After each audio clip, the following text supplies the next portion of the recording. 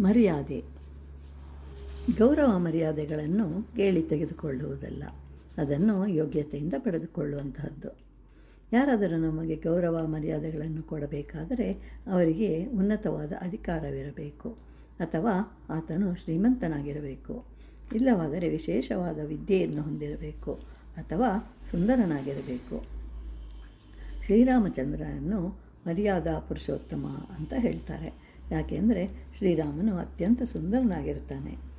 ಋಷಿಮುನಿಗಳು ರಾಮನನ್ನು ನೋಡಲು ಬಯಸ್ತಾ ಇದ್ದರು, ಅಷ್ಟು ಸುಂದರನು. ರಾಜವಂಶದಲ್ಲಿ ಜನಿಸಿ ರಾಮರಾಜ್ಯವನ್ನು ನಿರ್ಮಿಸಿದ ಹೆಗ್ಗಳಿಕೆ ರಾಮನದು. ರಾಜನಾಗಿ ಅಧಿಕಾರ ಹೊಂದಿದ್ದನು, ಯಾವುದಕ್ಕೂ ಅವನ ರಾಜ್ಯದಲ್ಲಿ ಕೊರತೆಯೇ ಇರಲಿಲ್ಲ. ಹೀಗೆ 4 ಗುಣಗಳಿಂದ ಮರ್ಯಾದಾ ಪುರುಷೋತ್ತಮನಾದನು. ಕೆಲವು ವಿಷಯಗಳು ಮರ್ಯಾದೆಯಿಂದ ಕೂಡಿದ್ದರೂ ಅದನ್ನು ಅವಮರ್ಯಾದೆಯಿಂದ ಹೇಳಬಹುದು.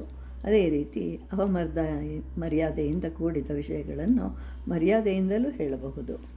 ಪ್ರಾತಃ ದ್ಯೂತ ಪ್ರಸಂಗೇನ ಮಧ್ಯಾಹ್ನೆ ಸ್ತ್ರೀ ಪ್ರಸಂಗತಃ ರಾತ್ರೌ ಚೋರ ಪ್ರಸಂಗೇನ ಕಾಲೋ ಗಚ್ಚತಿ ಧೀಮತಾಂ.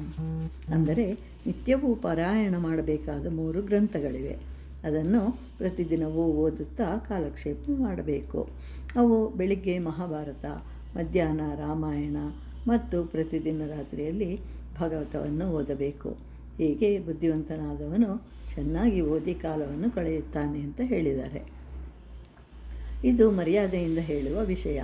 ಯಾಕೆ ಅಂತಂದರೆ ಮಹಾಭಾರತ ನಡೆದದ್ದು ದ್ಯೂತದಿಂದ, ರಾಮಾಯಣವು ನಡೆದದ್ದು ಸೀತಾಪಹರಣದಿಂದ, ಇನ್ನು ಭಾಗವತ ದ್ಯೂತದಿಂದ. ರಾಮಾಯಣವು ನಡೆದದ್ದು ಸೀತಾಪಹರಣದಿಂದ. ದಶಮಸ್ಕಂದದಲ್ಲಿ ಶ್ರೀಕೃಷ್ಣನ ಕಳ್ಳತನವಿದೆ, ಆದ್ದರಿಂದ ಕವಿಯು ಹಾಗೆ ಹೇಳಿರುವನು. ಅದೇ ರೀತಿ ಅವಮರ್ಯಾದೆಯ ಮಾತುಗಳನ್ನು ಮರ್ಯಾದೆಯಾಗಿಯೂ ಹೇಳಬಹುದು.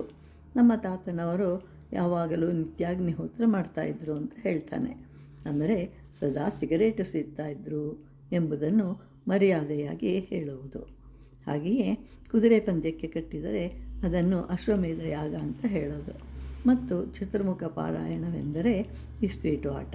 ಹೀಗೆ ಸಮಯಕ್ಕೆ ತಕ್ಕಂತೆ ಬೇರೊಬ್ಬರ ಮುಂದೆ ಹೇಳುವ ಮಾತುಗಳನ್ನು ಚಮತ್ಕಾರದಿಂದ ಹೇಳಲು ಸಾಧ್ಯ.